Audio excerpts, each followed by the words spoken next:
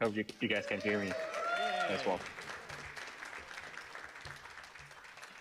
Very cool. Well, everyone, thanks for joining us today. Little nervous just because I usually do streaming, but it's different to actually see your guys' faces. So, little weird. But yeah, so thanks for everyone for coming out to ThetaCon 23. Trying to just go through all these questions that we have, and then we'll take questions from the online stream, as well as some questions from here in the audience itself. And kind of just open up with a nice broad question.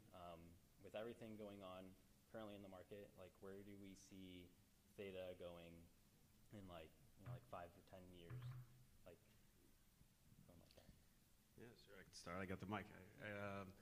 Yeah, I don't know. About 5 to 10 years is pretty hard to predict, but it definitely feels like the last few weeks changed a lot for crypto, just people's perception of it. And yeah, obviously price is what people follow, but generally we see that correlate pretty well with how different companies are going to treat blockchain technology and their interest and their level of it. So if it follows like previous cycles, it's a good thing for blockchain adoption in general. When you see price and interest follows, then we see the attitudes change toward it well. So it's good overall. Hey guys, well, first of all, thanks for inviting us all here. It's good to be here. I know last year I didn't make it, but you know, it's good to see, well, hopefully we'll get to spend a bit more time together later today in person. Make sure to join us for the happy hour, right? It's happening. We can't wait for it. Yeah, but you know, overall, I think where the industry is, you know, we've all been through the cycles, right? I mean, it's been a tough, really, right? Tough 18, 24, but I think we've been there before, most of us, hopefully. And I see a lot of positive developments. Bitcoin for one, right? We know that the halving's coming up. We know the ETFs are around the corner, fingers crossed, right? But I think more importantly, it's the fact that the ETFs really unlocks a huge amount of liquidity, right? Out there. It means that anybody that has any sort of account with, you know, Fidelity or Schwab or whoever can actually participate and own a fraction of or multiple of Bitcoin, and that's huge, right? I think that you know, with the overall market sentiment improving, really kind of gives us, you know, all of us, whenever we're in front of, you know, partners and customers, sort of that ability to execute and be able to, you know, to talk about, you know, opportunities to work together without them saying, oh, you know, what's this FTX thing? We're always answering the question, right? So how does FTX, you know, affected you guys? So, you know, I think we're pretty bullish. I'm pretty bullish. Personally, I think for all community members that's building solutions on top of Theta, I think this is really the right time to invest. I mean, this is a perfect time to invest into the product development, right? Launching subchains, you know, launching the tokens, getting the tokens on various exchanges. This is really, really the right time, because I think if you wait another 6 months, you may be behind the curve a little bit. And I think in our market, we want to be a little bit ahead of the curve. So yeah, I'm pretty bullish overall. You want us all to comment on it, or you got? We can keep going. I think that's good. Okay. Unless you want to interject. Go for it. Keep going. Okay. So let's see. So is our main use case the same as it was in 2019? And what's the future vision of media entertainment for the blockchain? You want to start? I can start, and you can add to. Yeah, so for those of you that's been with us since the very beginning, you know, we launched, remember we were on Ethereum. This is way back, right? Or ERC20. And then we launched the main chain in 2019. I want to make sure I get my years right here. And so, you know, originally we were very much focused on the particular use case of, you know, in some respect, a fairly narrow use case around CDN, right? Around reducing the delivery cost of video in particular, because video is a huge portion of internet traffic. And that, you know, continues to be a fairly sizable problem. But then as we began to, and Andrea can speak more to this, as we engage with more of the media companies, a lot of the potential partners, a lot of the conversations around the CDN, it's fine, that's a starting point, but it becomes a cost. You know, if for those of you that know how to sort of sell to the enterprise, you know, when you're trying to sell a cost reduction sort of value prop, it's actually pretty tough because you're dealing with sort of the cost center and sort of the back office, and versus sort of changing those conversations to be revenue-driven conversations. And I think that's what we've seen really in the last 18 to 24 months. NFTs was a huge sort of catalyst for that, right? And in driving those conversations, being more in the sort of the marketing side of things, right? New product development and sort of launching new, fan engagement, user engagement, all those things, which drives additional new revenues. So I think our use cases, has broadened over the last few years, but we continue to be very focused on media entertainment. I think that's the right place to be for us. In the last 12 months, maybe a little bit less, of course, AI's kind of taken everything by storm. And from Jay, and maybe Jay can also comment a little bit about this, but from our perspective, when we started working on the Edge network, right, when we launched that back in 1920, high compute, jobs that require high GPU and CPU computing has always been part of our plan. And video encoding, transcoding is part of that, but AI is a big part of that, of course, as well. But generative AI, specifically text to image and text to video, is really just a form of media, really, right? It is media. It is about entertainment and potentially how that can transform Hollywood. And to us, that's an extension. Some people might criticize us and say, hey, look, you guys pivoting to AI, and the question is no, not at all. In fact, that's always been part of the equation for us. So, I think the short answer is that I think we're really broadening our scope and really going after. We'll talk a little bit more about sort of our vision for next generation Edge network, what we're beginning to call the Theta Edge Cloud. So we'll share a little bit more insights into that. But for now, I'll pass it on to you. Yeah, I'll just add a little bit of, my day-to-day. There's so much as a layer one. There's so much that we can do. And frankly, the whole industry, we're just scratching the surface of what's possible. There's a lot that we just don't know yet. And so because of that, when I started at the company, we thought that my focus completely would be on the peer-to-peer side and the CDN. And we found that, it's a very complicated sales cycle to teach people. And then, they feel like they're running into risk potentially of some system that works, and it might be a little bit more expensive or a lot more expensive, but it works, and they don't want to disrupt that. So what we've been doing and what works really well is create other use cases on either Theta Drop, that's very consumer facing, or use cases just in general that make sense to prove out. This allows us to go into these clients and teach them about Web3, demystify the technology, and then we found very rewarding conversations that then bring us back to the peer-to-peer CDN, and we're implementing those. And so, yeah, I just, it depends what day you ask us that I'm like working on a certain particular use case. In the last few weeks, we got the Film 3 Summit and the Meta Film 3 Fest. Jordan, Justin, and I are talking tomorrow a little bit more about that, but that's a very consumer-facing product and use case, and it's important because it shows off our technology. It's a great use case for us to go prove and show the studios or the tier one clients. And you guys have heard me say like studios always love to be the first, second, right? So that's we focus on those use cases, but every day I'm also diversifying all the efforts so that we're still focused on infrastructure. But yeah, in general, that's sales pretty much 101 is that nobody's really changing core infrastructure to save on costs. That's probably third on the list. The first is new or better revenue streams. The second is, does it solve a problem? And the third being saving costs. You can get all three, it's a home run. I know I've got that one down, but 2 out of 3 is great. And so that's just a little bit about strategy, but yeah, just a little color commentary on how we look at these use cases. We have to stay agile because at any point, one of these use cases is going to take off, and we have to be able to be lean to move in that direction. Cool. Yeah. Also, would like to echo Mitch and Angela's thought. Hopefully, you guys can hear me. It's Jay from the office. Yeah. So first, sorry I wasn't able to be there in person, but glad to have this opportunity to speak to the community. So just to comment, to add a little bit on that front. So back in 2019, when we launched the blockchain, and in conjunction, right, shortly after that, we launched the Edge network.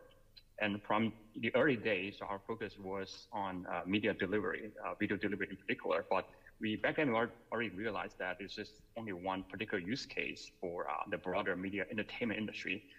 In fact, so back in 2-3 years ago, if you guys remember, we published a white paper about how to do compute, right? How to do edge compute with the edge node, and then how to marry that with blockchain, right? So that was way before the AI, the ChatGPT and all that get into people's attention earlier this year, right? So from then on, we realized that the edge node can do more than just deliver the video, more than just sharing the bandwidth, but potentially it can utilize the storage, it can utilize the compute capability, right, and do much more. So as Mitch alluded to, so we're thinking about a new vision edge cloud, right, which will greatly extend the capability of the edge node so that it can do much more and hopefully can bring more earning to our edge node operators.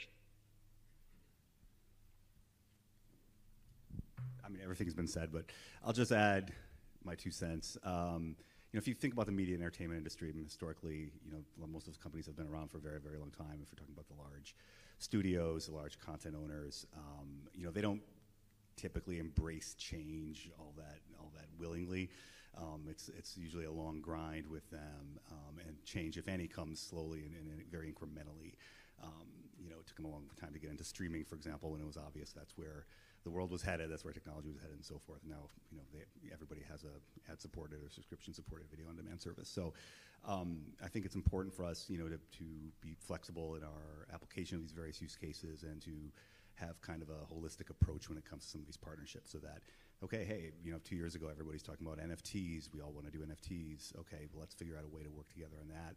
And even if that business quiets down or goes in a different direction, we're still front and center with those companies we've partnered with on that level for whatever future project might be involved. So, media entertainment is a huge space. It's very complex, especially when you start talking about content and rights and things of that nature. And I think it's just important to remember that to be kind of a bleeding edge innovator in this space is not easy, and it's just important to kind of stay in the conversation with these guys, so that whenever the next thing is, Theta's sort of present for it. Awesome, thanks for that, guys. With the growth of the edge node, is there a chance that we could start to see those on TVs and phones themselves, and if so, have them preloaded, or is that in the realm of possibilities? Yeah, so maybe I can get started. So for mobile, it's definitely an interesting platform, but we all know that it is a very fragmented platform, right? So on mobile, you have iOS operating system and you have Android, but under Android, you have so many different brands of phones, right? Each have a slight variation of the operating system. So which will make development, for example, developing a edge node for the mobile kind of more challenging compared to other platforms, right? But we still think that mobile is a part of our vision. So especially as the mobile hardware continue to evolve and then become better, if you pay attention to some of the recent news, then you might see that some of the hardware vendors, right? For example, Qualcomm, they are pushing out new CPU and GPUs such that some of the latest AI large language model was able to run on those platforms, right? So those are very encouraging, meaning that as time goes by, the computational power of mobile will continue to increase, right? So, but definitely because it's so fragmented, then it requires much more experimentation. In our thought, we're seeing it as a long-term goal, so that we will test, for example, different phase rollout, right?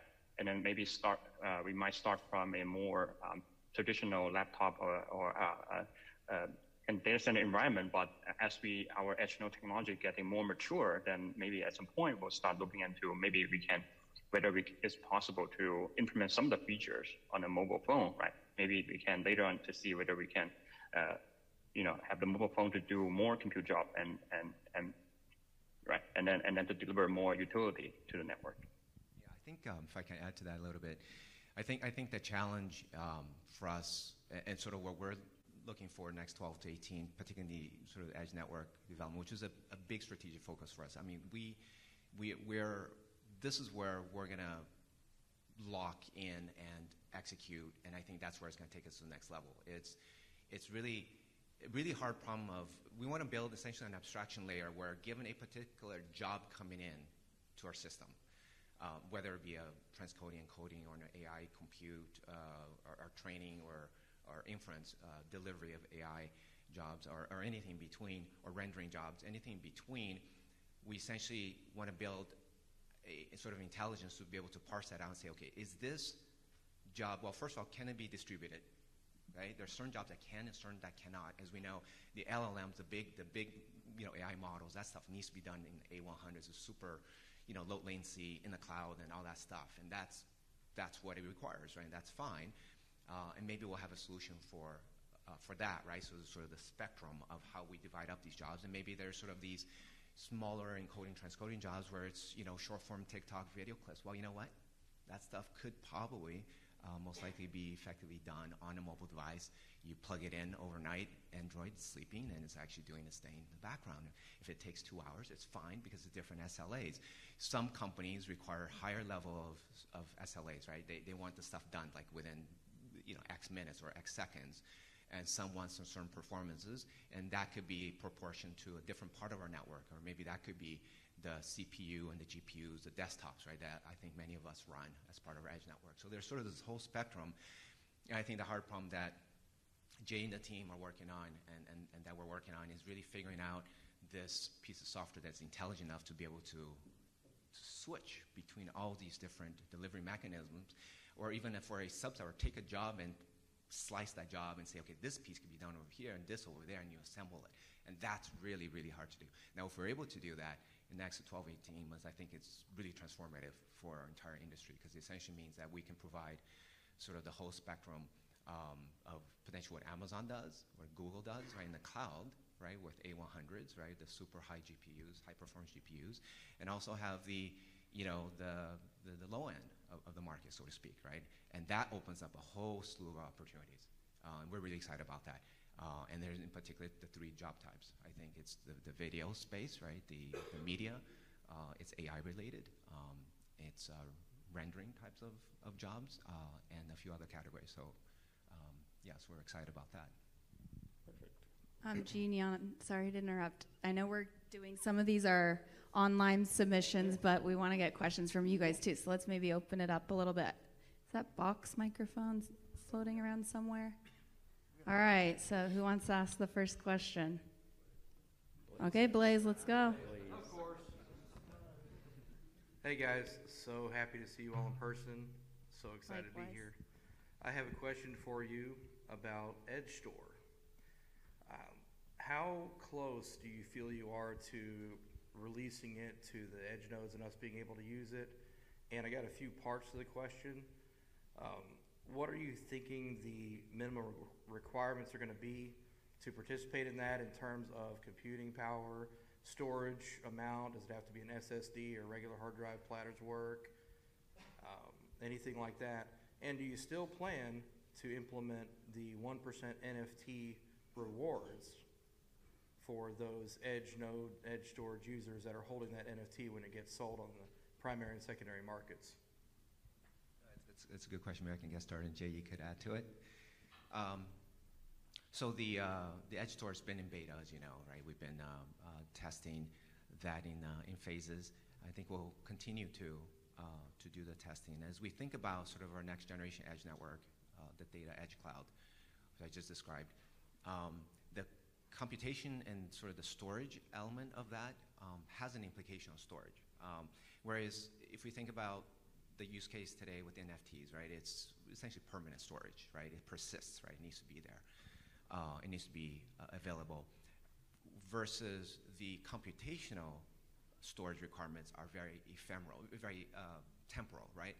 It means that you download a certain amount of data and you compute, you crunch, right, numbers around that, and then you send that back out, right? So slightly different set of storage requirements, and there's also different types of SLAs and performances required, right, as part of that, which has implication in terms of the hardware. That's kind of what you're alluding to, right?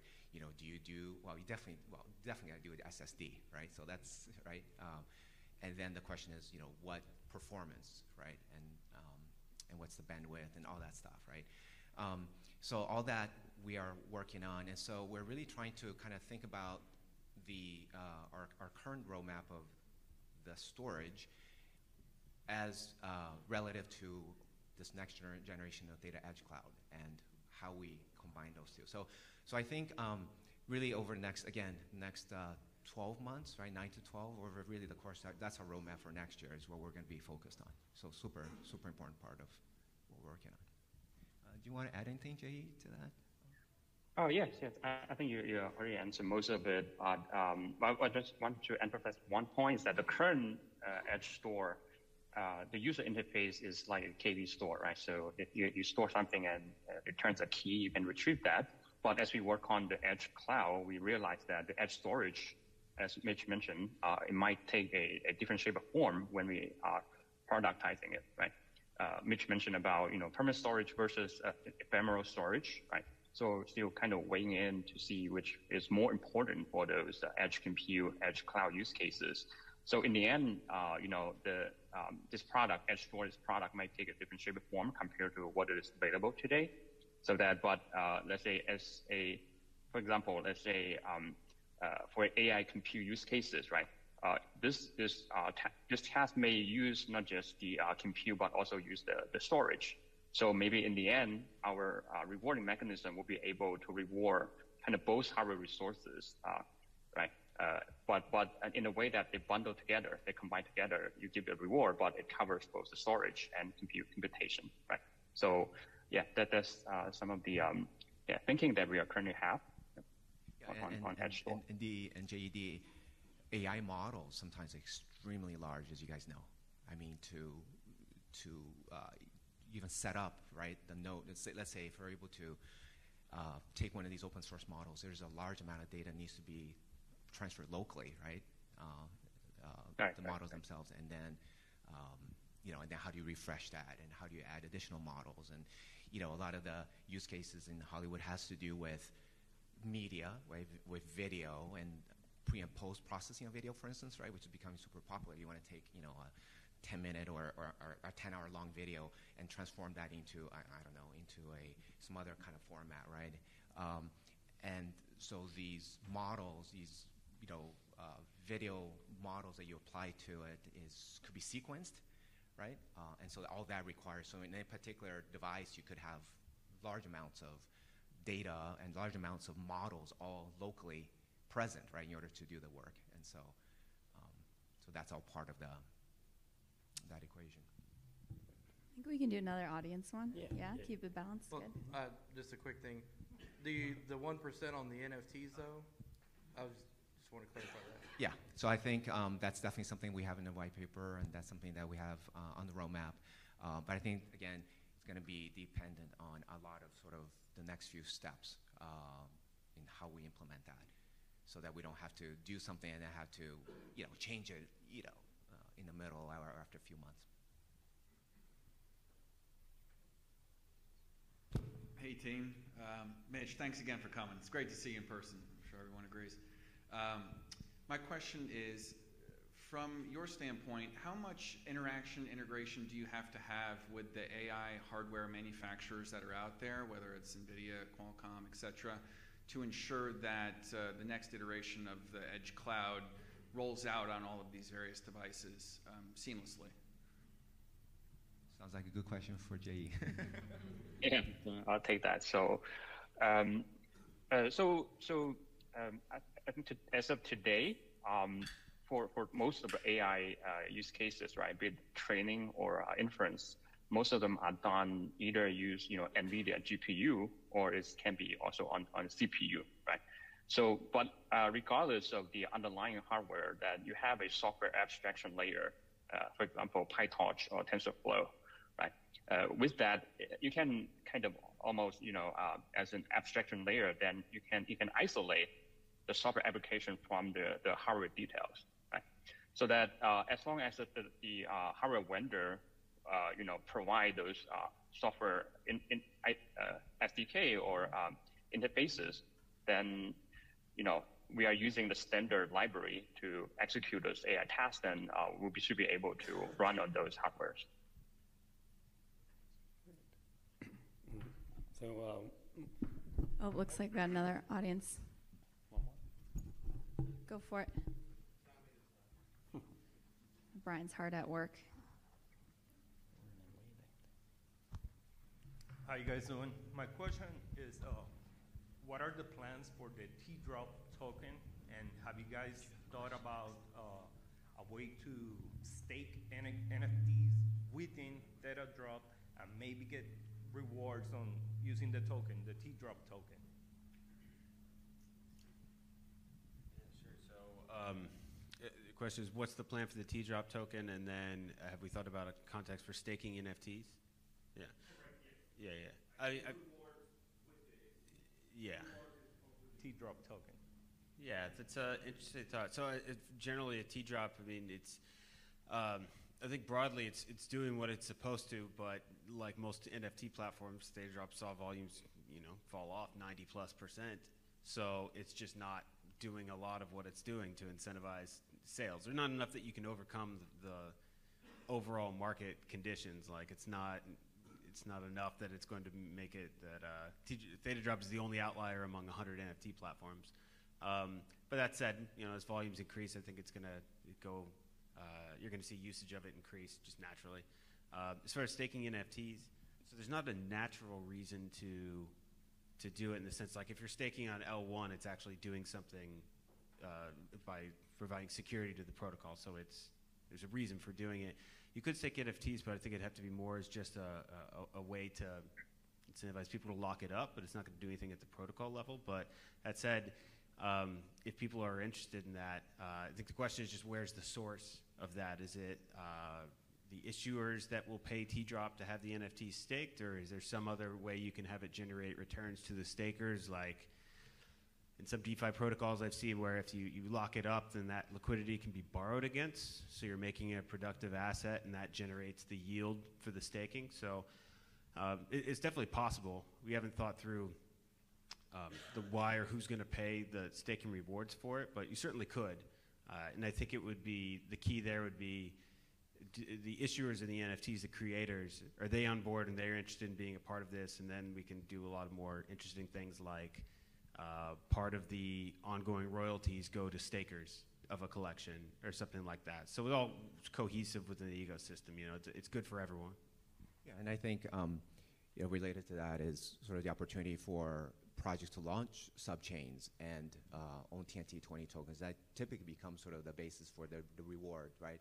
The rewarding mechanism for the staking the NFTs themselves, right? And that's what we've been encouraging many of our partner projects to implement staking on their site, right? In their product, because we see it as closer to their product feature and as a reward mechanism for their ecosystem, their game or their platform or their streaming services or whatever it is that they're developing, right?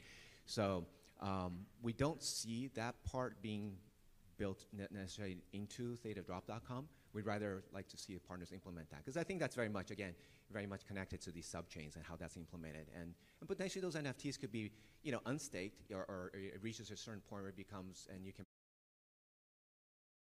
bring that right into the game. So there's a lot of that going back and forth, right, within, the product itself.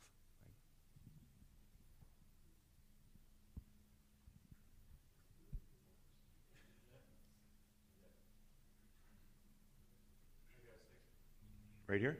Great. Nanomo Trader, thank you, everybody, for being up there. Good to see you guys. Really looking forward to the happy hour after. I understand that you can't necessarily comment on the pricing of the Theta token, but we do have, like last year, Bitcoin was at 19,000. Theta token was around $1.25. We've seen Bitcoin, we're up 34, 35,000. Solana was over $40. Theta token's gone down the other way. And my question is there a price point that this whole concept doesn't work when people are, for example, not incentivized enough, they can't afford to, say, run their edge nodes and things like that? Like, is there a price point of the token that would be concerning to you?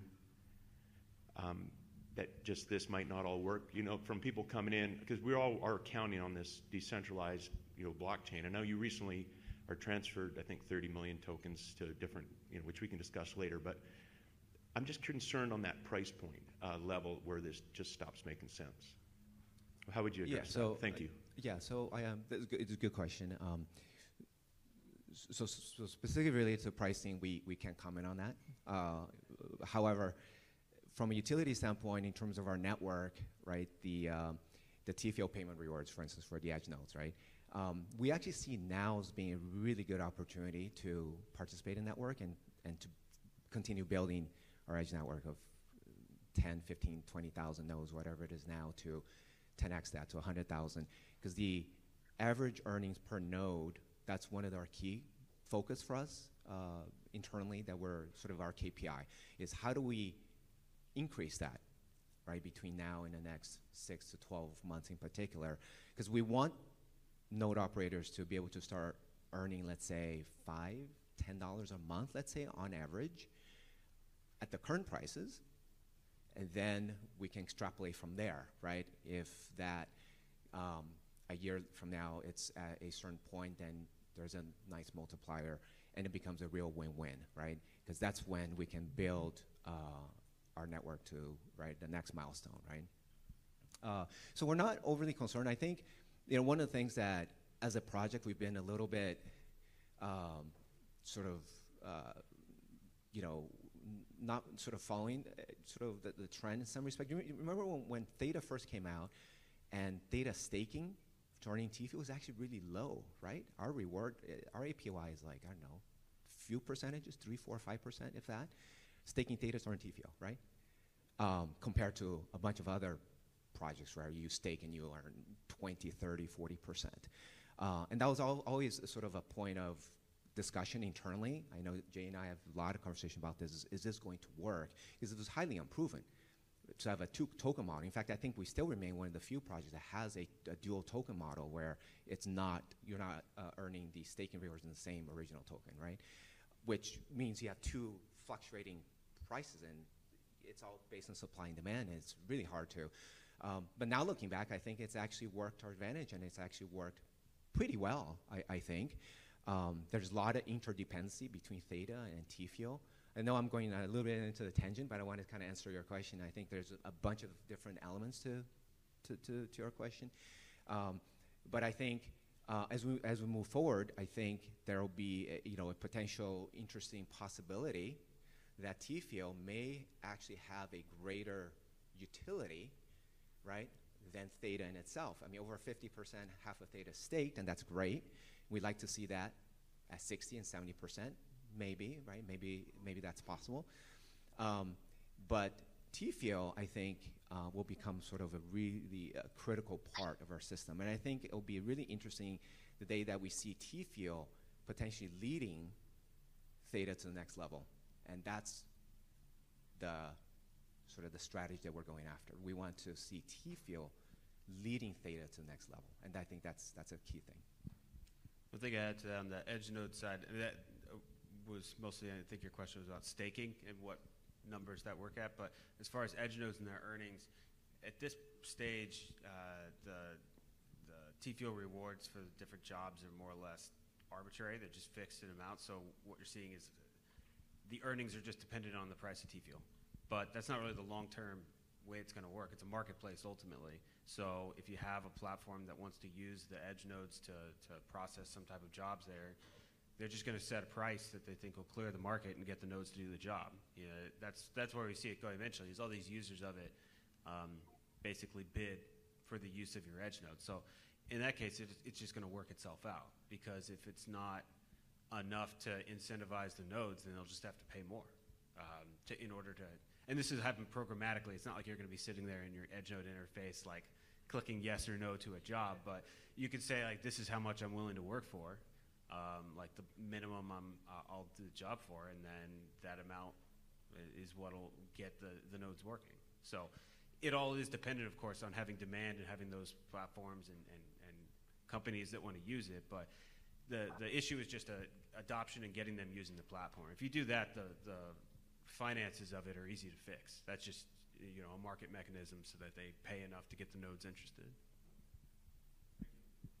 The edge node could send you a mobile notification each time. Do you want to accept this job? Yes, no.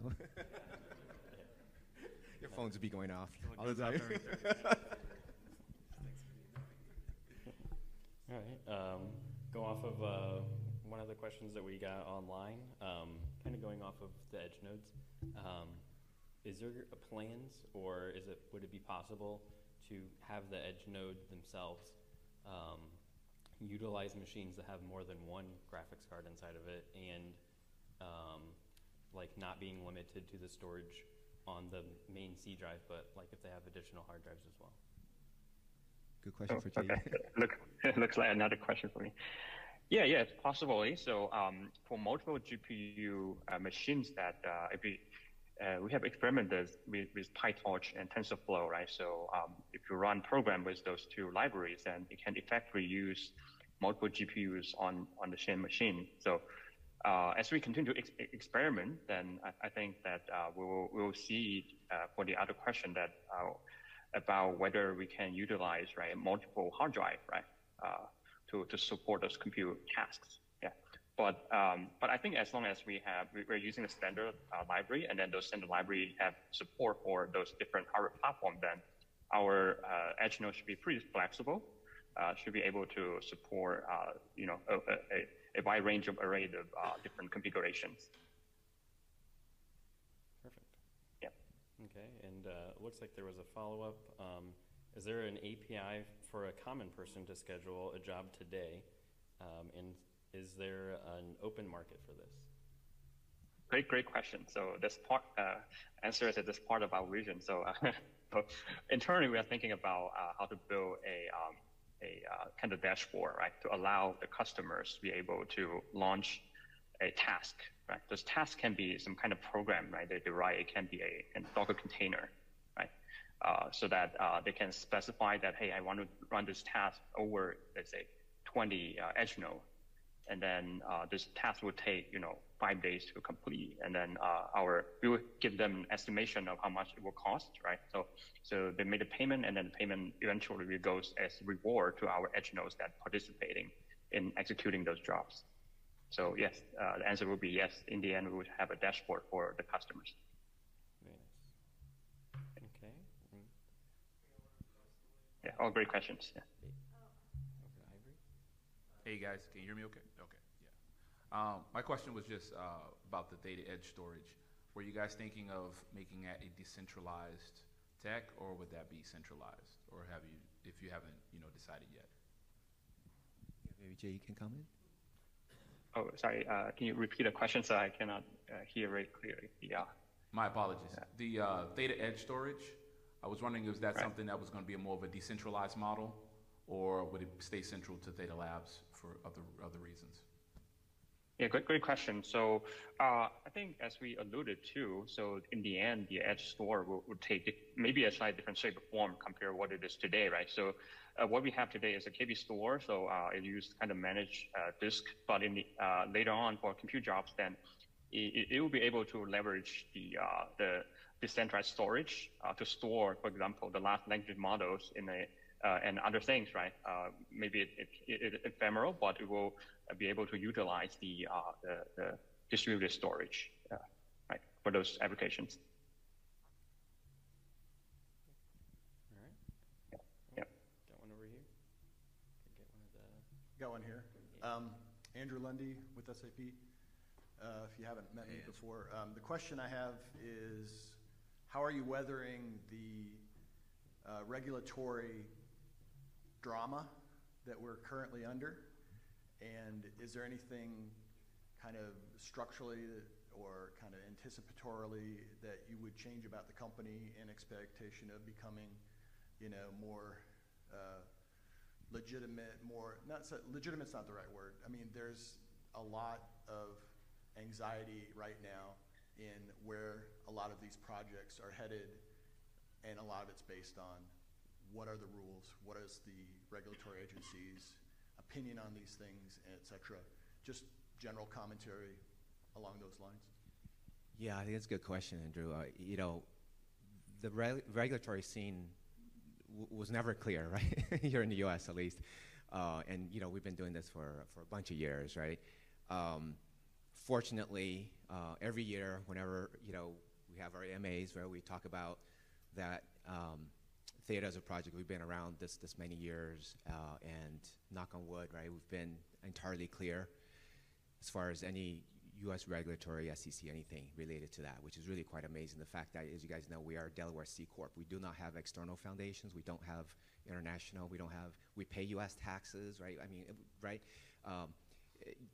Theta drop our NFT marketplace. As you know, that type of business, a lot of times it's unclear whether you have to be a money transmitter, whether you have to file what's called a money transmitter a business license with the state and the federal authorities, and we did. As you know, a bunch of exchanges even in U.S. never filed for that money transmitter business license, and we did. We were audited by the state late last year, and with flying colors, a year in. It's about KYC, it's about money laundering, it's really serious stuff, right? I mean, the stuff that basically FTX, right? I mean, and we've done all that by the book, and it's been the right thing, being super conservative on that front ever since day one. Having said that, the regulatory environment remains pretty unclear. I think some things really need to go in place for the U.S. market. We're based here, and we see a huge opportunity, of course, in the U.S. market. But if something doesn't happen soon, I think it will,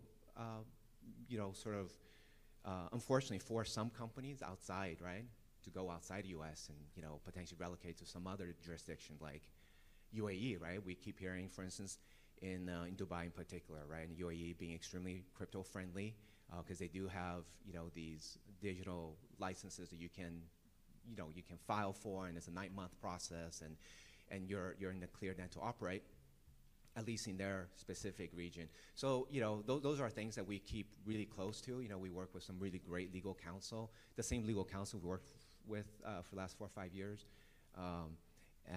Good one, which is one of the largest law firms in the world, and I think looking back, I think they really gave us some really good advice.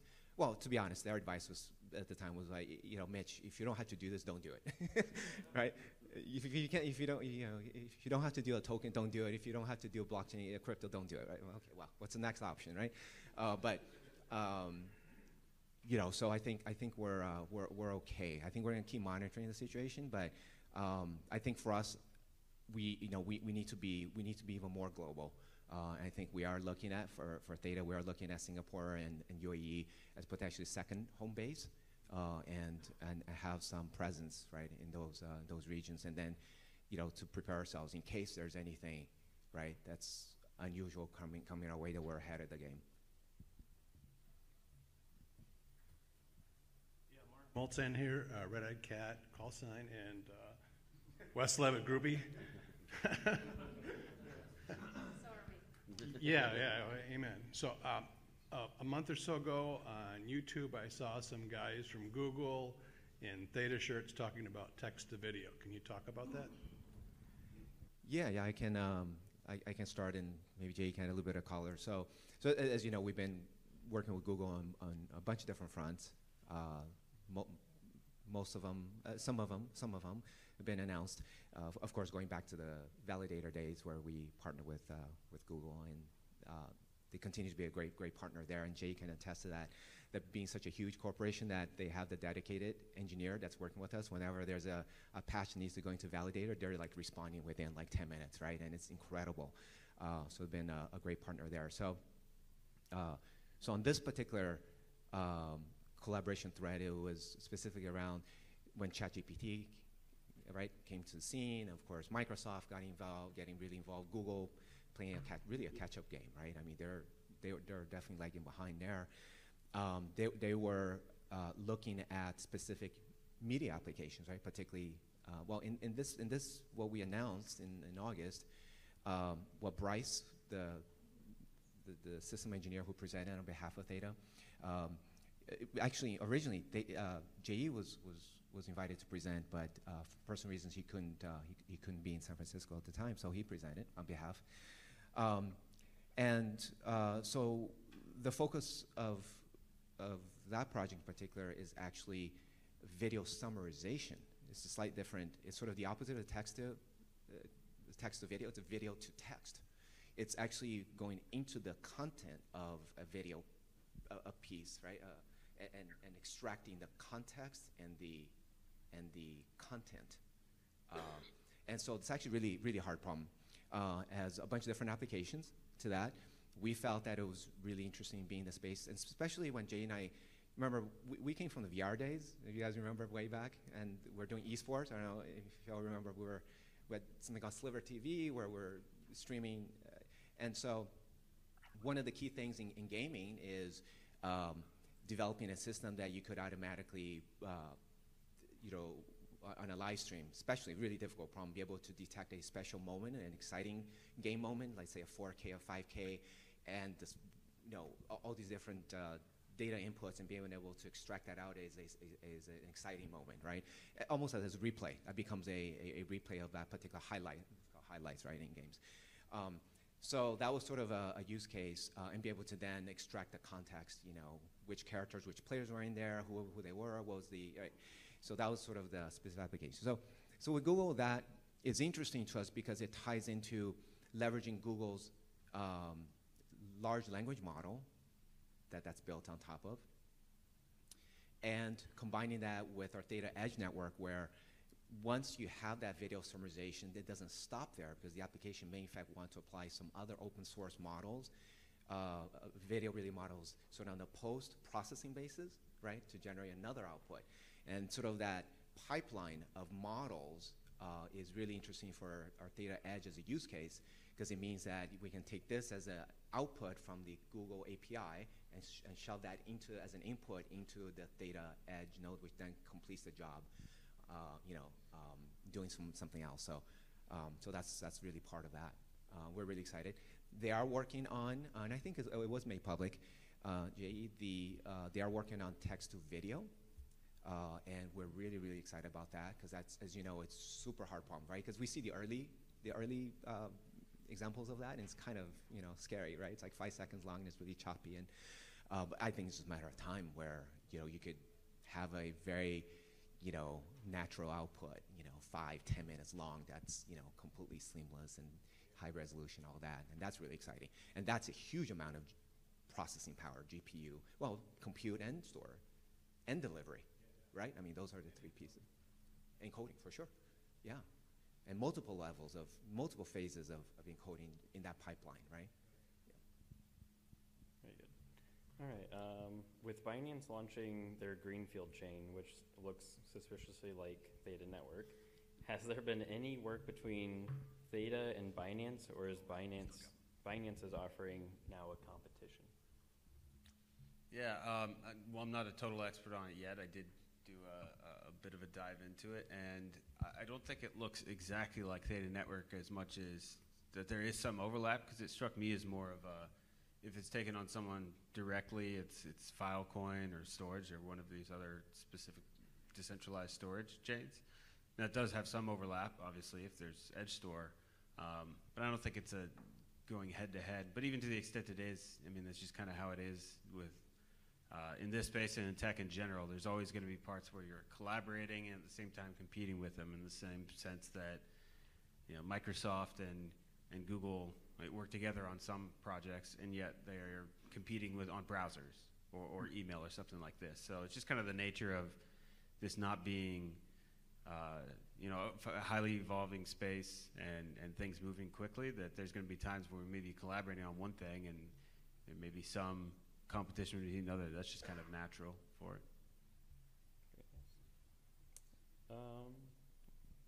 Is it better for the growth and expansion of the network for everyone to have their own node, or to kind of pull together to a larger node? Yeah, it was a bit subjective. I'd say probably better for the network in a perfect world if everyone's running their own node, but that's also not possible. Like you're never going to have as many nodes or as strong a network if you somehow enforce that you had to run, every single person run your own node. So, we think it kind of naturally has come to a good compromise, because you have pools that drive up the numbers of stake nodes and number of edge nodes, which is good. Higher numbers are better in that case. But you still see a lot of people who run their own, and I think you're always going to have some people that are more technical bent that are willing to do it on their own. Maybe because they're interested in doing it and they're just doing it for their enjoyment, or maybe it's because they believe that that's helpful to the network. But yeah, I don't think you can say there's no way to pool nodes together. And even if you did do that and you made it impossible, you might cut the number in half. So I don't think that's really practical. Yeah, but I think sorry, Jay. I think generally speaking, decentralization I think is good. I think we're all believing that. Being more decentralized also means sort of an important milestone as we look at the regulatory scenes. Again, coming back to that, right? I think it's pretty well agreed now that Bitcoin is highly decentralized, right, as a network. And I think it's good for us to continue to move that way. And that's only possible if we have more guardians, right, more validators, less sort of centralization, right? That's, again, also one of the reasons that it's sort of, in a way, to your question earlier, sort of when we unstake from the Theta validator node, that also serves to lower the proportion of tokens, right, that the project is taking. So over time, it becomes more and more decentralized. And of course, that also allows us to then use that as operational and to be able to invest into multiple areas of R&D and marketing, et cetera, right? So decentralization is a good thing. We want to, I think we want to do more of that if possible. I would encourage everyone to run their own node if at all possible. Oh yeah, so let me also add to that, but from the edge node perspective, right? So Mitch covers the Guardian node. So there, of course, that if we have a more decentralized network, and then everyone just stake on their node, that will help strengthen the security of the edge of the blockchain network. When it comes to edge network, I would say that running their own node and let's say a pooling a group of node, each will play different strengths. For example, if we have lots of community members running their own node, that will increase the coverage, right, of the node, that we will have the presence of node in different corners of the world. But if people choose to run a pool of nodes together, also have the advantage that there are better internet connection, right, between all those nodes. And then maybe some of the jobs like AI model training, it may be more suitable for that kind of environment. So I would say that plays different strengths when it comes to the edge network. Yeah, I think what you're really referring to, Jay, is sort of the hybrid model almost, right? Where the edge node could be run on a PC, like probably what most of us do, but it's also possible to run the edge node in the cloud, right? So in Amazon or in Google's infrastructure, and having multiple nodes running within sort of the virtual environment. And that's also a big part of our vision as we kind of move into next year with the Theta Edge Cloud. So this hybrid environment makes it really interesting for us to then distribute these jobs given the central intelligence I talked about earlier. Perfect. A couple months ago, Stoner Cats, they settled with the SEC for $2 million because they sold the NFTs to raise money to build the episode. Isn't that like the same business model as the space junk? And I always kind of assumed that's where the Film 3 people wanted to be because they wanted to raise money for to have control of it. So does it just kill that totally? No, I think. Oh wow, this is loud. Sorry. It's something. This will be a great topic even for tomorrow morning. We could go on a deep dive. I think there's so many different ways to use the technology. That was one very specific one. That they were under a lot of scrutiny, a lot of, I think, what happened in the secondary market more than anything. But that is just one area, I think, and one use case where there's so many different ways. And that's what's really interesting about the Film 3 community is that it's an ecosystem. So there are the creators and the filmmakers, and yes, that's a funding use case, but there's also Decentralized Pictures, which is a Roman Coppola company, and they use Web3 for voting and almost like Vimeo picks of like how these films can be rewarded and get grants and funding. So it's a whole ocean of opportunities. That was one. I think that's, a really serious hit to creators because it's a little daunting, but that is in the US. This is a global solution. Obviously, I think it'll be interesting to see what happens in the next few years to see how we evolve and learn from that and make it better. It's just tough to say. That's really, a unique case. I think they got a lot of celebrities behind it and it got a lot of attention. Well, that goes to the regulatory environment, right? Again, to right. that point. Unfortunately, I think a lot of it is still really unclear. And so, clear now. Well, that particular case, right? So, for other companies that do that, there's nothing there's no certification or anything that's been put in place where you can comply to, right? Just that you can't do that now, right? So then there's a bunch of gray zone around that. That's what makes it difficult. Yeah, and I would say that's why we're very focused on utility with a lot of our drops, and at Theta Drop, and if it's a project that has utility, it's probably using different parts of our infrastructure. And so we push that very hard to try to push for the utility right out the gate so it's a little bit more clear, or it's not abstract or something coming down the line. There's something more tangible to use, which helps create, a little less tension, or maybe, attention, I should say, maybe. Okay. What singular... Oh, wait, we have one right here. Oh. Quick question, quick two-parter. Are you guys doing any intellectual property kind of review of other projects like storage, Filecoin, or render token to see if they're kind of infringing on any of your patents in your portfolio? And secondarily, even for fairly sleuthy people in the U.S., it's getting a little bit harder to actually, trade Theta and T-Fuel. So any update on like a liquid U.S. exchange would be appreciated if possible to mention. Yeah, on the second question, right? Smiley face, right? But on the first question, the patents, right? So I think I mentioned this before as well, previously I may. We really view our patents as sort of very strategic element of really important sort of building block as we engage with the larger partners in media companies and established, right, global Fortune 100 companies. We never necessarily viewed patents as an aggressive form of where you basically go and say, okay, we're going to sue somebody because we think they infringe. But the truth is, in patents, there's so much nuance to it that you could go down that path, but we don't want to be spending our time and energy doing that, to be honest, right? But if it's an outright direct copy of what we've done or how we've implemented, then I think that's a different issue, right? Aside from that, we'd rather leverage our patents on a positive outlook, right? How do we get to the next level of the partnership? How do we lock in a particular piece of business, et cetera, right? Well, as far as U.S., in the last 12 months, right? And again, I think I mentioned that in a previous AMA, where I shared a little bit of insight about Coinbase in particular, and the challenge that they faced, right, shortly right after FTX, right, and continued issues there, right.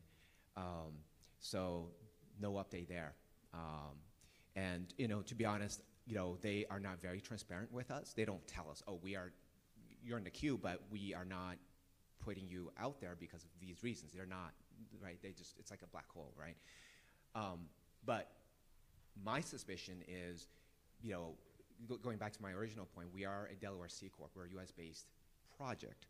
So if they were to look at a project that's based in, offshore foundation, maybe they feel that there's level protection versus listing, right, our token, which is we're in the U.S. So there's that element. So it kind of cuts both ways, right? The fact that we are based here means that, you know what? We have nothing to hide. We're legitimate. We're a team. We've been doing this for a bunch of years. And, IRS, we pay our taxes, and, regulatory stuff, we do our thing. But then there's the flip side of that. I think Coinbase, that's my guess on that front. And then, of course, we know that some of the issues around Binance US, right? Separate, different issues, right? I'll say too, on the patent side, like Mitch said, on the positive outlook of it, World of Women, when we did the event last year and they chose us as their video vendor, I got that meeting because we have the patent, and it was not even a question. They decided to work with us because we had the patent, period. Same thing with Decrypt. So that really helps create paths of opportunities. Yeah, Decrypt is one we're really excited about. So just to kind of reiterate on the positive outlook, rather than chasing something and spending our time in those efforts, it's like, let's secure opportunities and the ones that we want. Is this on? Oh yeah, there we go. So first of all, really great to meet you in person. This is like pretty terrific. A question about Theta TV. So that was one of the first patents that I was aware of, was that hybrid model. Are there plans to utilize with a partner that same sort of hybrid model elsewhere? J.E., the hybrid, can you expand on the hybrid? Because that's a patent that you have, right? The Theta TV hybrid model, where it's sort of, I hope I'm not embarrassing myself, there's the streaming service, and then it becomes decentralized after. Is that, I guess my question is, are there plans to utilize the Theta TV model elsewhere with a third party down the line? Yeah, maybe I can get started. So I assume the hybrid model you mentioned, you mean that, it deliver both through CDN and also through the peer-to-peer network, right? So if that's what you meant, that we already have that support from TVA. So if you create an account TVA and start stream, then there is a JavaScript integration guide there, which will allow the user to be able to just incorporate a small piece of JavaScript into their site. And after doing that, the stream will serve both from the CDN and also from the peer-to-peer network, right? So that is already supported today. And if we have a platform looking into using TVA to power their sites, we definitely will work with them to see if that fit their need, right? And then if that's the case, then we'll definitely help them to integrate that into their site. How's our time looking? Yeah, how are we on time? We got 20 minutes, 25. Okay. Me? Yeah. Oh. So you're talking about partners. It seems like Theta would be a perfect partner for like Netflix, YouTube, the bigger streaming services. Can we help them, or can we land one of those big fish? Because it seems like that's what everybody's thinking. Like, we'll land one of those big fish, and things will go from there. Can we land one of those big fish? I can start. So I think that's a really great question, and one that we've been sort of talking for a while, right? In the last few years, and each time I think our conversation is, those are of course the ideal partners, right? And very traditional Web 2 businesses, right? That have a very specific business model, right? Like the Netflix, right? The subscription model versus the YouTubes, which is ad supported, slightly different from Amazon, transactional based. And so those businesses continue to think about their model as a way of driving their profit. I mean, they're public companies, right? They gotta, right? They gotta drive profit and shareholder value. But what is really interesting, I think, particularly in the last 12 to 18 months, maybe a little bit before that, is sort of this whole move towards Web3, and that's where it begins to get really interesting. And our conversations with some of these companies and others is really around their core business, saying, look, I drive $1 billion from my core business, and I do not want to touch that, right? That's sacred, right? We don't want to affect, we don't want to change, we don't want to, and it's natural, right? Because you don't want to mess with something that's working. However, over here, we have a new experimental group or new digital, a new research group, a new initiatives group, a new strategic group. And that's where it becomes really interesting. And in many cases, a lot of the partners we're speaking to, which are not yet public, we are working with them to implement this new business, right? The Web3 version of their business on our infrastructure, right? Because a lot of times they say, well, you know, look, I already have CDN services over here, right? We're already locked into a 10-year commitment with XYZ and, you know, cloud service provider and whatnot. And over here, we just want to get something off the ground to test as a pilot. So why don't we just build it on top of the Theta infrastructure, the Web3 infrastructure stack, which is beautiful. It's exactly what we want, right? To kind of be able to power it all in order to prove it out. And I think that's the next step for us as a much more sort of effective way of getting into these organizations as a starting point, and them knowing fully well that, well, some of them, more so than others, that their current model is not necessarily sustainable, that in 10 years their model will be displaced by something else. I think some of them are realizing, oh shit, if we don't do something now, we're going to be the Blockbuster and not the Netflix. So there's a lot of that happening. So I hope I kind of helped, you know.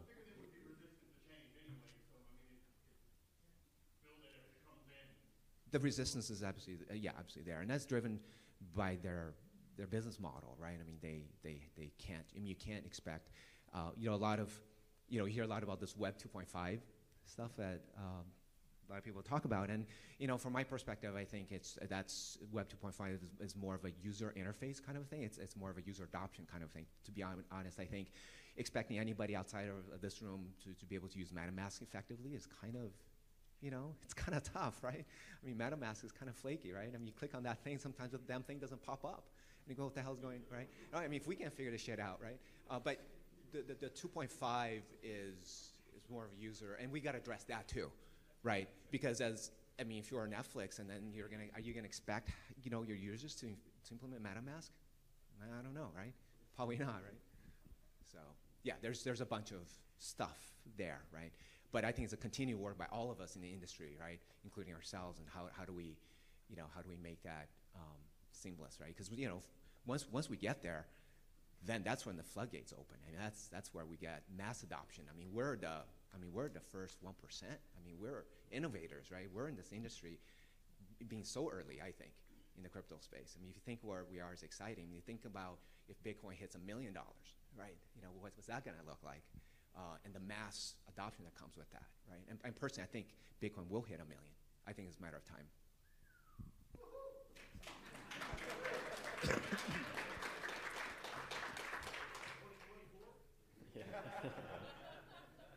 January 1st, 25. Yeah.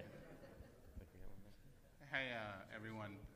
Thank you for coming. Truly appreciate it. I've been part of this community from the beginning with y'all, running Edge Node and Beta. At the beginning, the thought with the Theta token itself was to eventually have some kind of governance or voting or have some other utility to it. Can you speak a little bit towards that? Yeah, Jay, did you want to address that one? Yeah, it's about the governance utility of the Theta token, right? So I'll say that even as of now, it's already playing that role, because only validator they can propose new blocks, right? So this means that Theta is already have a governance right over the Theta network, and then as a guardian, then you'll be able to sign on those the checkpoint blocks, right, which will strengthen the network security. So this is in a way that it's already helped securitize the network and play a role of governance. And in terms of using Theta as a governance token for certain, feature, I think there's multiple ways to achieve that. For one, we already support Rep Theta, which means that at a TNT20 level, at a smart contract level, right? So if someone wants to build a site which use Theta as a governance token, they can first convert Theta into Rep Theta and then use that as a governance token, right? So that's already doable. So yeah, I think so. Looking at that, then at the basis protocol level and also application level, there are now ways to use Theta token to do the governance as of today.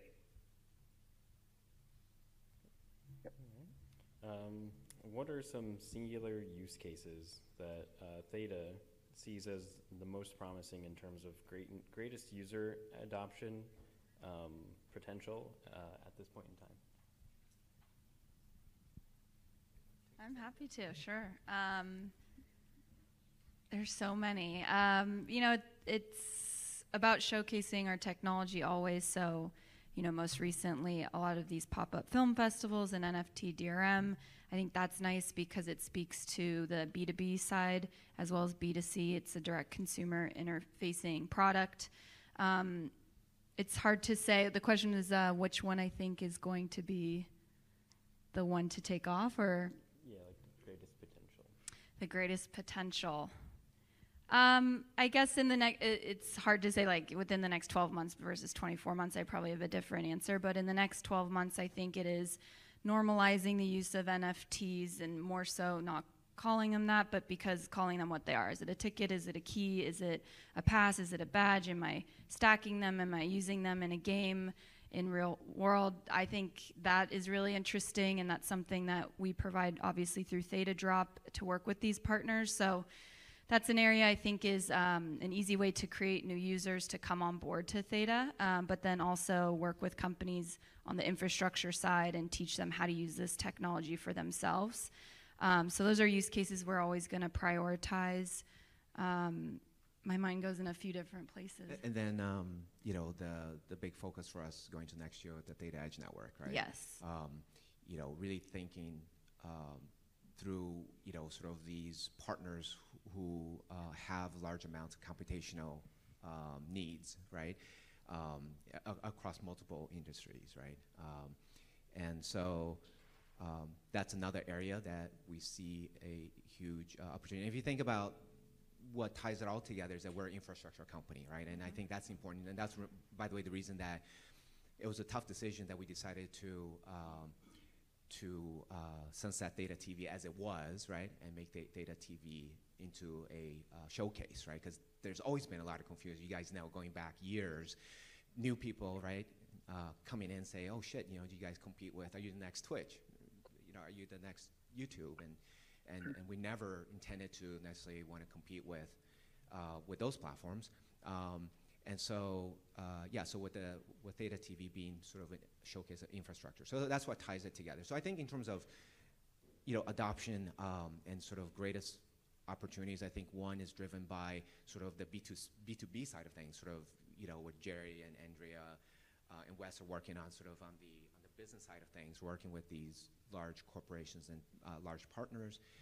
And then on the Edge network side is our infrastructure that powers a lot of those capabilities, which is all of us, the community, plus this next generation of Edge network, the Theta Edge Cloud that we're working on. So it's a combination of those two things. Because if we're able to achieve both of them, then you have both the supply and demand. Right. So years ago, I was in the advertising space back in the Facebook days, right? And in the advertising space is always the supply and demand side. It's a really hard business to build because you need both. And so I was always asked the question is, do you start over here on the supply side, or do you get more demand? Do you get more people wanting to use your service, or do you get the network to have the resources available? And so it's always a hard question. The answer to that has always been you have to. There's no one answer, but you have to go back and forth. That's the only way, sort of climbing a ladder, right? And that's how you scale. I think for us is sort of that dual strategy for achieving the adoption and sort of next stage of our business growth. Yeah, and also I want to add to that meta chain, right? So we haven't mentioned meta chain today yet, but I'm really excited to see that we already have a few community project and companies started to use meta chain, right?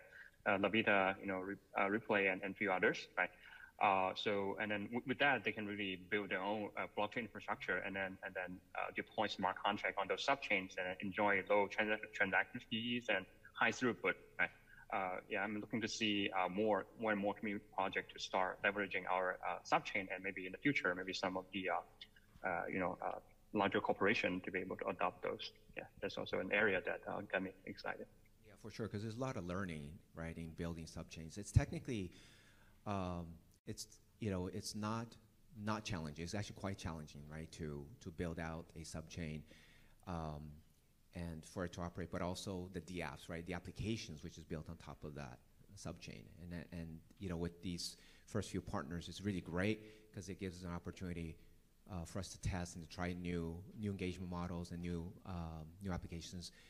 So that a lot of our more Web 2 partners could look at those as examples of what to do and you know, turn them into case studies. What time we got? You have one more from the audience? Couple more? Cool. Team, Hey, Bones. Bones Nasty here. Can you guys speak to some of the top key performance indicators that you track internally? If there's any time-based targets that you've set out to try to hit in the coming year, and how you internally think about what success is for the network moving forward?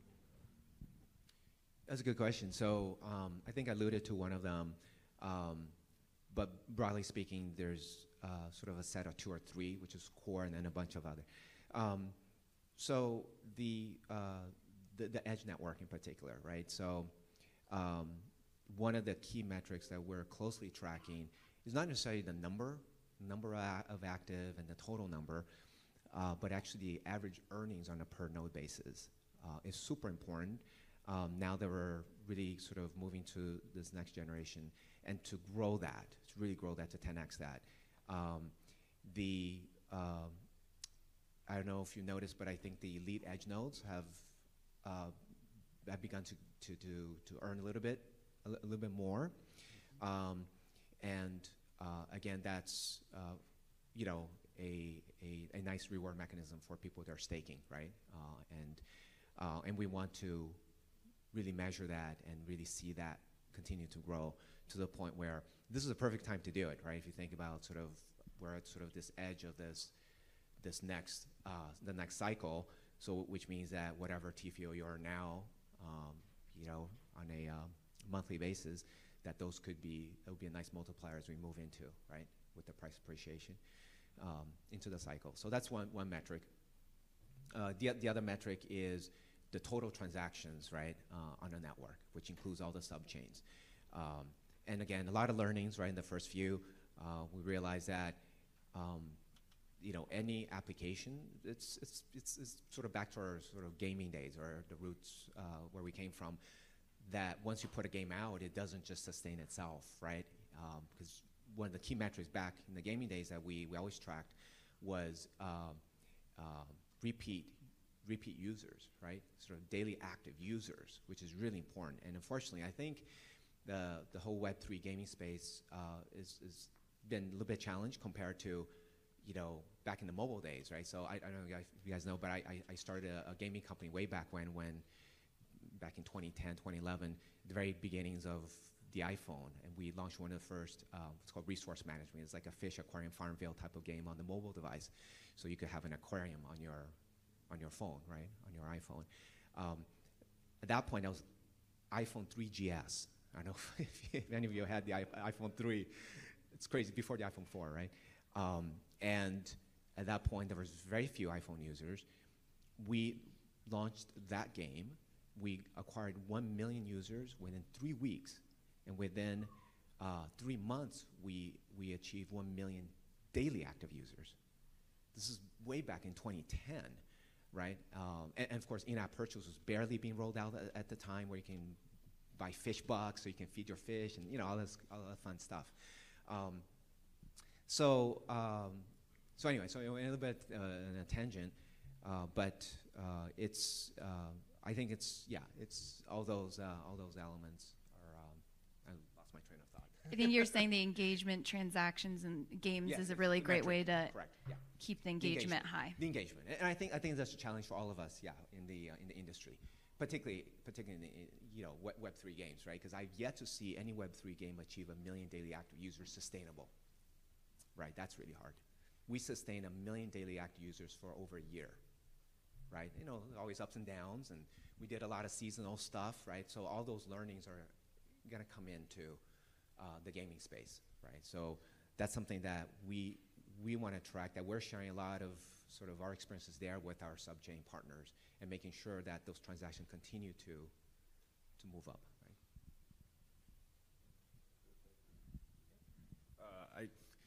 Aside, but I don't think there's any Web3 game that's achieving 10,000 daily active users at this point, so there's a long ways to go. But the more important thing I was going to say is, in addition to overall metrics across the meta chain, the main chain and the sub-chains, the transactions on the main chain in particular are also an important metric because that's T-fuel burning.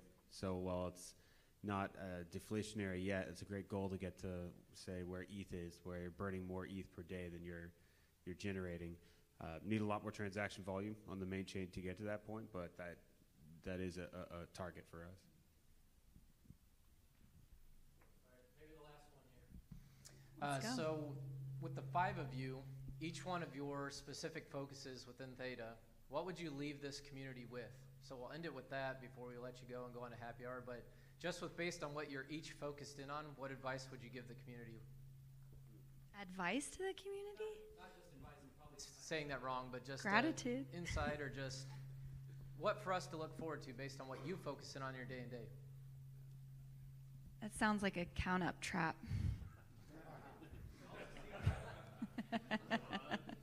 No, I'm kidding. I don't know. I guess I'd probably pass the mic to you guys. I'm pretty active on Twitter trying to get everybody excited what I'm working on. I just continue to have conversations in Los Angeles, predominantly media and entertainment, whether that's in person or virtually or worldwide, but helping these companies identify new ideas and ways to use this tech. So I love hearing from the community, the crazy ideas, the safe ideas. I love hearing it all because a lot of times I'm brainstorming with clients and putting that in there. So I don't know. It's a loaded question. I feel like you guys are always welcome to, tweet at me, and I try to respond, and always happy to get you excited, but can't fall into the expectation too soon. I like to wait until it's the secure deal, and then I like to share with you guys. So hard to say. I don't like to make predictions, but I just think this next bull cycle is just going to shock and amaze people in terms of the adoption levels in blockchain, beyond what we saw kind of at the peak of the NFT hype. Thank you. Thank you very much. Be here all week. And sorry, no, I'll pass it off to Wes. I don't have my photo on anybody's shirt today, so I'll leave it for Wes. Next year. I was just going to add that I saw an interesting data point the other day because, most of you, if not 90% of you, 99% of you were with us all through the last bear market. And you remember in the last bull market, institutional adoption was this meme that was passed around forever, and it just never seemed to materialize. But it's an interesting point the other day that the CME passed Binance to become the #1 futures exchange for Bitcoin. It didn't happen in the last 5 years that it's been active, but it is now. I do think that institutional adoption, at least from Bitcoin, that is a different beast than, say, more specialized altcoins. But it is an indicator that I think backs up what Mitch and Jerry are saying, that it is for real this time. And I noticed that in talking to some folks that are more on that side, it feels like you might have reached an inflection point where they're starting to realize, like, this is happening now.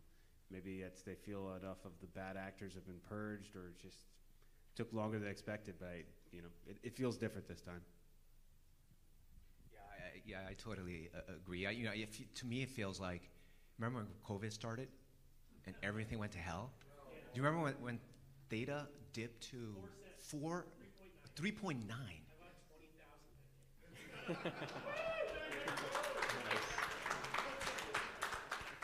So maybe not 3.9 cents, but to me, Theta right now feels like it's at 4.2 cents.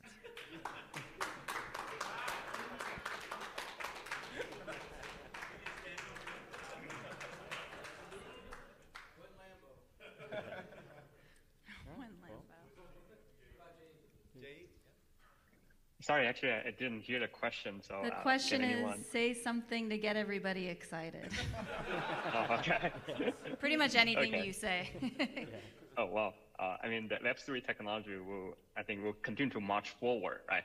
No matter it's a bear market, it's a bull market, but we'll continue to march forward. So, right, I think, in the next few years, few decades, so, the technology advancement will, deliver more utility and, get everyone's life better.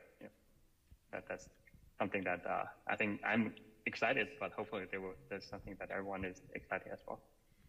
I'll say too, a couple of you have heard me say this, next year is an election year. A lot of money goes into the economy. A lot of money goes into media and entertainment. So I think that will drive a huge shift. I think deepfakes and AI, it's going to be very interesting. Blockchain is the answer to a lot of authentication. So I'm it's daunting but exciting of what next year will bring, and the output of that I think is very promising for our industry.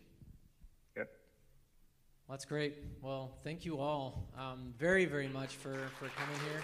Really appreciate it.